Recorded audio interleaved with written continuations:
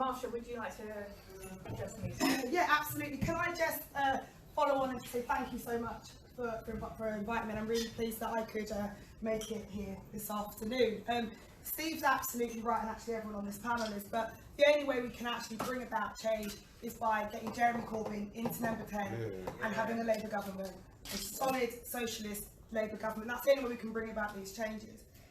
But in spite of that, what we've seen now with universal credit is nothing short of cruel, unjust and uncompassionate. It is a stain on our society's history, and I want to pay tribute to Unite Community for this work that you've done, because you have shined a light on injustices. You have exposed just how cruel not just the Tory government are, but let's not forget the Liberal Democrats in all of this, because they propped up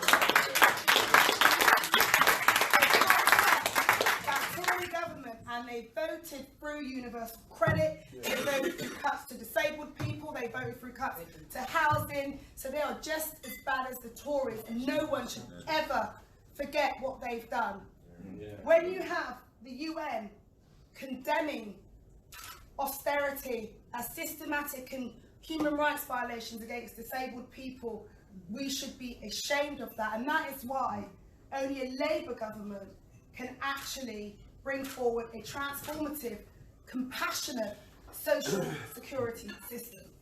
Because when we talk about universal credit, understand this, it was only introduced as a vehicle for cuts, okay? Cuts to families, but cuts to disabled people.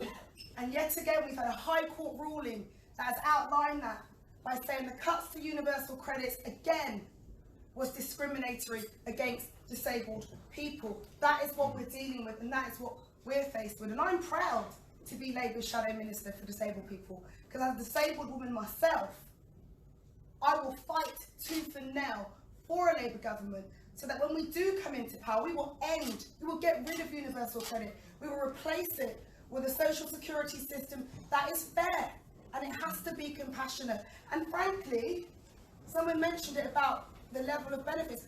Everybody, whether you're in work or not, deserves an adequate level of income to survive. So frankly,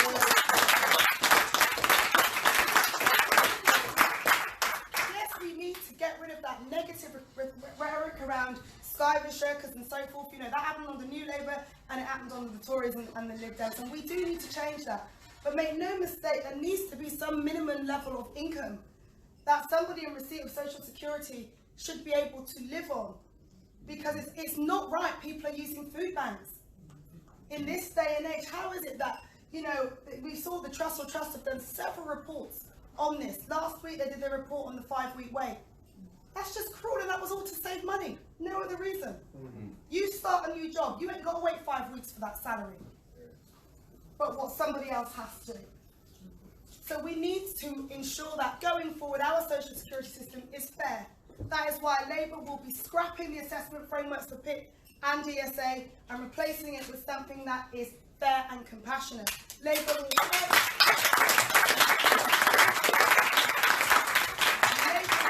end that punitive sanctions regime. Because what have we seen? This year the government released figures, over 5,000 ill or disabled people have died following an assessment for employment and support allowance. Another stain on this government. So frankly, I'm up for the fight to get a Labour government. Are you up for the fight to get a Labour government?